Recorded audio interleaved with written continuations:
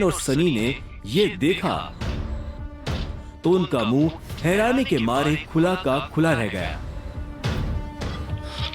इसे देख के तो लग ही नहीं रहा कि अकरम सर ने इसे हाथ भी लगाया है। वैसे जितनी देर तक ये दोनों कमरे के अंदर थे, अब तक तो इसकी नाक टूटी हुई होनी चाहिए थी, पर ये तो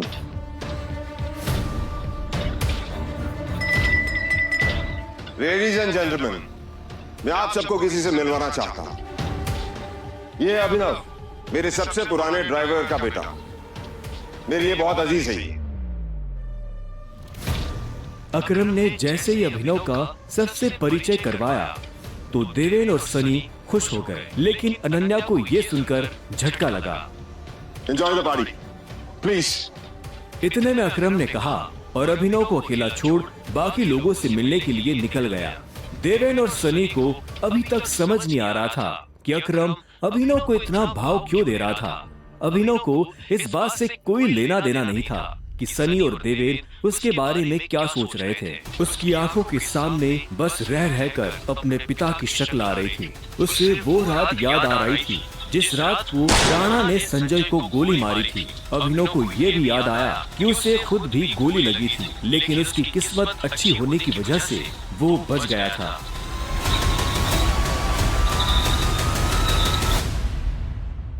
मुझे नहीं लगा था कि तुम अपने पैरों पर बाहर भी आ पाओगे। अच्छा, तुम्हें मेरी इतनी चिंता हो रही थी? ओ प्लीज, मुझे चिंता नहीं हो रही थी, बस तुम्हें तो अपनी चिंता होनी चाहिए ना। अगर जिंदा रहना चाहते हो तो थोड़ा बचकर रहो। अकरम सर ने तेरे से अंदर क्या बात की बता। उन्होंने मुझसे कहा कि अगर देवी जैसा कहता तुझसे सवाल पूछे तो उसे जवाब मत देना। देवेन ने उसे गाली दी, लेकिन अभिनव पर उसका कोई असर नहीं हुआ। उसके दिमाग में इस वक्त पहले से ही कई जरूरी चीजें घूम रही थी। इसके बाद पूरी पार्टी के दौरान अनन्या ने अभिनव से कोई बात नहीं की। मेरा घर यहाँ से पास में है, वहीं ले लो। तुमने सोच भी कैसे लिया कि मैं तुम्हारे साथ तुम्हारे घर आ रही हूँ? तुम्हारी हालत ऐसी है तो पता नहीं तुम्हारे घर की हालत कैसी है। तुम मेरी पत्नी हो, मेरे साथ नहीं रहोगी तो किसके साथ रहोगी? सुनो, अपनी ये 2 कौड़ी का लॉजिक ना अपनी जेब में रखो।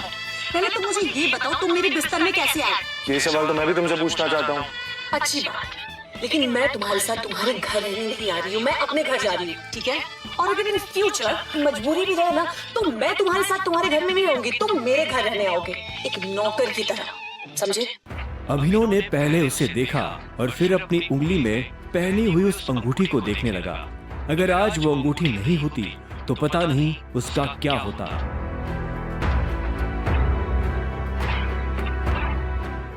अगली सुबह जब अभिनव का अलार्म बजा तब वो फिर से वही सपना देख रहा था।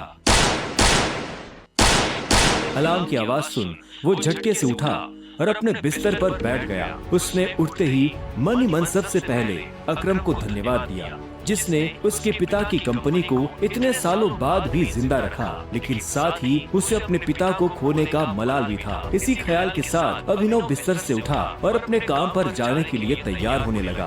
अकरम के हिसाब से उसकी डिलीवरी बॉय की जॉब उससे अपनी पहचान छुपाने में काफी मदद कर सकती थी। अभिनव ने अपनी जेब में अकरम का दिया हुआ चेक डाला और घर से निकल गया। 1 घंटे बाद जब वो अपनी बाइक से ऑफिस आया और कॉरिडोर में चलने लगा तो उसे पीछे से आवाज आई। Delivery boy. यह आवाज उसके साथ काम करने वाले हरीश की थी। उसे ऑफिस में अपना काम करने की नहीं, अभिनव को चिढ़ाने की तनख्वाह मिलती थी। क्या हुआ, कुछ काम है? मुझे देर हो रही है। अबे तुझे किसी मीटिंग में जाना है, बॉस तुझे बुला रहा है। और भाई कल तू कहाँ चला गया था बिना बताए? अपने बाप की बारात में गया था क्या? ये सुन अभिनव की नसें गुस्से में फटने को आई थी। वो चाहता तो अभी हरीश के सारे दांत एक मुक्के में अलग कर सकता था, लेकिन उसने अपने आप को शांत किया और उसकी बात का जवाब दिए बिना अपने बॉस के कैबिन की तरफ बढ़ने लगा। Good morning sir. ऐसा क्या है गुड इस मॉर्निंग में? अभिनव के पास इस सवाल का कोई जवाब नहीं था। बोल क्या रहा है? अपना सामान बांध और निकल यहाँ से। अभिनव को ये सुनकर झटका नहीं लगा। असल में वो जानता था कि उसके साथ ऐसा कुछ बहुत जल्दी हो सकता था। ठीक है, कोई बात नहीं, मैं चला जाता हूँ। जो मैंने पूरा महीना काम किया है उसकी सैलरी दे दीजिए। सैलरी? तेरी वजह से हमारा जो नुकसान हुआ उसकी भरपाई अगर मैं तेरी सैलरी से भी करूँ ना तो भी तुम्हें अपनी जेब से 10,000 रुपए देने पड़ेंगे। शुक्र मना कि वो मैं तुझसे नहीं मांग रहा, इसलिए चुपचाप निकल यहाँ से। क्या बोल रहे हो सर आप? क्या मेरे एक दिन आज में आपका 25,000 का नुकसान हो गया? मैं तब तक यहाँ से नहीं जाऊंगा जब तक मुझे मेरी सैलरी नहीं मिल जाएगी। सैलरी दीजिए। सैलरी? रुक, अभी देता हूँ तुझे तेरी सैलरी। उसके बॉस ने कहा और टेबल पर रखी घंटी बजा दी। अगले ही पल कमरे का दरवाजा खुला और 4 बाउंसर अंदर घुस आए। उठाकर बाहर पटको साले को।